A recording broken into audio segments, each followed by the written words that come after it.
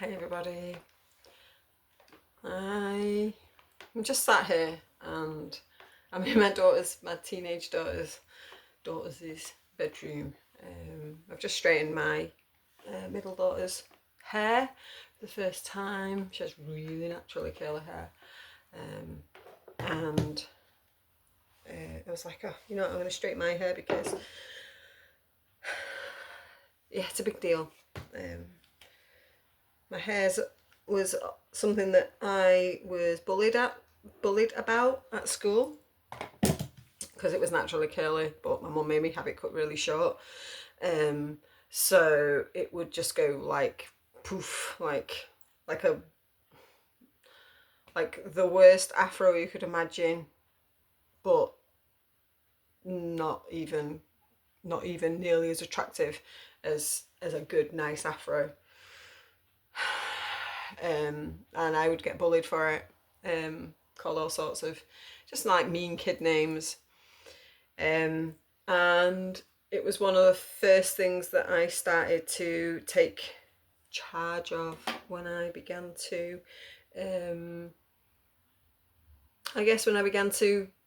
step into like my own choices and things. One of the first things to go was my glasses when I was 16, and then when I was, I think, about 20, one of my friends who also had natural curly hair went and got hers blow dried straight all the time and had straighteners, and she went, oh yeah, just go do it. And I did, went to the hairdresser she went to, and was just like blown away by how different it was. And so I started getting my hair straightened. And so yeah, it's something that really changes my feelings about myself. It almost changes my character, like my like main character energy changes when I straighten my hair. It's like I feel like someone different, and I think it is because it releases some of that bullying energy that I collected in childhood. So my mirror's just over here, so I keep looking over here. So yeah, I was just doing this and thought, oh, I felt like this urge to go live and chat about it. Jump on a video and chat about it, and about the feelings that we store around our appearance. Maybe it's women more than men, but I also know a lot of men who store a lot of different energy around their appearance. But I was on a call today with some friends, women's circle that I'm part of, and we were tuning into, in the like how, like astrologically and energetically speaking, we've just moved out of Venus retrograde and releasing those parts of ourselves that we don't want to carry forward into the next step of our life, the next year of our life, the next day of our life, the next phase of our life, whatever. And like for me, if you're like new to me, I have a history of what amounts to complex PTSD, being brought up in a strict fundamentalist Christian faith, where if you left that religion, you were literally cursed by God to be destroyed at the end of the world, at Judgment Day or whatever, Armageddon they call it. And I left that religion by choice about 28, 29, and have that, and then carried with me for approximately about 20 more years. No, 15 more years. It's just sort of hit me that it's about 20 years ago. Actually, I keep saying to people that it was that it's like 15, 16 years ago. I left a few years before I had my first daughter, and she's nearly 16. So yeah, I think it might be about 20 years ago now that I left, but I carried with me for approximately another 15 years or so the weight and the energy of that. Like, you've left the religion, that means you're cursed by God, he's going to destroy you on Judgment Day. And it doesn't matter how much, for a long time it didn't matter how much I told myself that that was like not an accurate representation of spiritual prophecies, scriptures, holy texts, not an accurate representation. It didn't matter how much I told myself that, there was still this subconscious belief, because that's what it boils down to. It boils down to, and for most people, like that religion aside, for most people it's your subconscious patternings from childhood, where you were told you weren't worthy, where you were told you weren't good enough, told by parents or school teachers or peers or society that you nothing. I'm just looking at this. There's smoke coming off my straighteners. That you weren't good enough is like releasing that those stories is a big deal for most of us. We have to release those stories. We have to let go of those patterns, those things that have told us that we're not adequate enough, that we're not good enough, that we can't follow our dreams, we can't be all that we desire to be, that, you know, there's some part of us that's not good enough to be whatever it is that you want to be in your life. You're not good enough to go to like university and learn XYZ. You're not good enough to be in a career of your choice. Not good enough to be an artist that's abundantly provided for by selling their art. Not good enough to be someone who creates with their hands, maybe creating woodwork, maybe creating masterpieces out of stone. Maybe it's like wanting to work with the land and create beautiful things with the land. Maybe it's wanting to be of service to others, supporting and helping and nurturing them. Maybe it's being a mom. Like, one of my biggest dreams was just to be a mom. I didn't want to be anything else. Literally growing up, underlying, there was this knowing of like healing being in my soul, and being of some sort of nurturing healer. There's no other word for it. Supporting people to release their ailments, their disease, their whatever was making them sick. Helping people to release that was a big piece of me in that. But also being a mom, I just wanted to have babies and raise them in a like loving, nurturing, supportive family.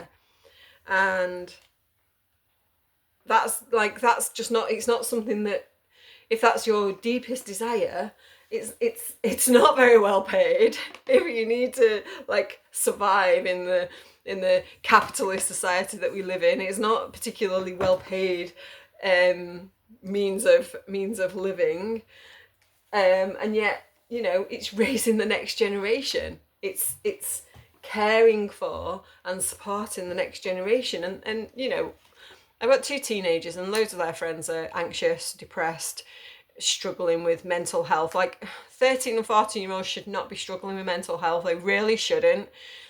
Like, it's tragic that they are, and some of that is down to societal pressure, some of it is down to there just being this underlying idea that they have to behave in certain ways that we wouldn't necessarily expect grown-ups to behave.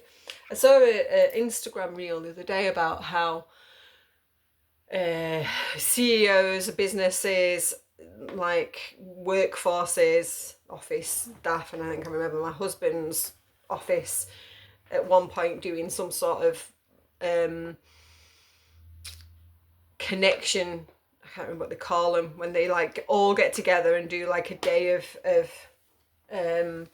like supporting themselves and supporting each other, and getting like releasing some of the tension and building, team building they call it as well, don't they? Like building connections as a team, and like we expect that and we give space to the adults for that, but when children are growing, there's so much more pressure put on them in the school system, in society,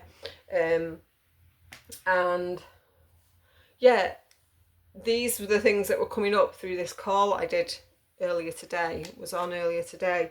We were talking about loving ourselves, was just this piece of, for me, that I'd never been good enough. Like it was some sort of belief that I was fed subconsciously, programmed into me from a very young age, that I wasn't smart enough, talented enough, quiet enough, but also I was too much. I was too much energetically for people. I'm a manifestor in human design, if you know anything about that. So I was a manifestor, toddler, small child.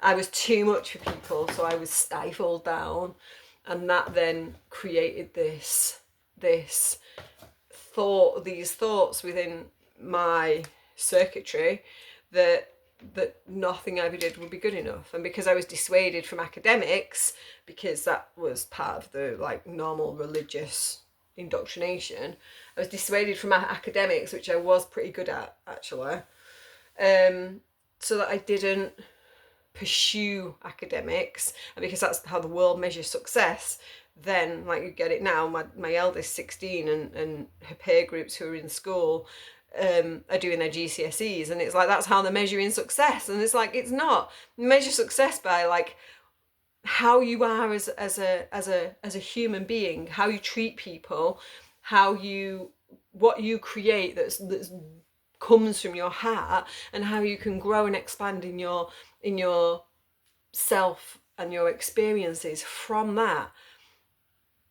That's success. And it doesn't take a certificate, it doesn't take a piece of paper, it doesn't take a teacher saying well done, or a parent like encouraging you. You want to follow your dreams, you should be able to do it without academics, and you should be able to do it without somebody on your back, and you should be able to do it at any age that you want. You shouldn't be making a decision at 15 years old as to what it is that you want to do. Or what is it, 40, my middle one will be choosing her like GCSE subjects this year. Like, she wants to be a writer. She is a writer. She's already a writer, because you already, whatever it is that you wish to be, you just aren't placed perfectly in the place to be that thing necessarily. So these were the things that came up for me as I was doing this process on this call today, of releasing these stories and becoming more aligned with the new stories that I'm wishing to create. And as I was sat here straightening my hair, and like knowing that my demeanor changes when I straighten my hair, my attitude towards myself and my attitude towards the greater outside changes, and that's a good thing to sit with. Why does it take me straightening my hair to feel that and to become that, when I'm not different. I'm no different. I'm not a different woman to what I was 20 minutes ago when I started straightening it. I'm still the same, and yet so much changes about how I feel from that. And it might be your weight that is the thing that makes you feel that way. It might be putting makeup on that makes you feel that way. It might be the clothes that you wear that make you feel that way. Being a mom, sometimes that changes, like if you've freshly had a baby and you've identified with that baby for so long. So many new mums feel like they lose who they are when they become mums, because it's a massive shift. Like, particularly if it's your first baby, it's a big change.